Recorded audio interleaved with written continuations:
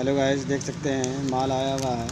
इसको ये रस्सी जेन रस्सी होता है। देखिए इसी का जेन रस्सी है, बड़ा बंडल है। ये बड़ा बंडल का जेन रस्सी का होता है, ये छोटा बंडल होता है।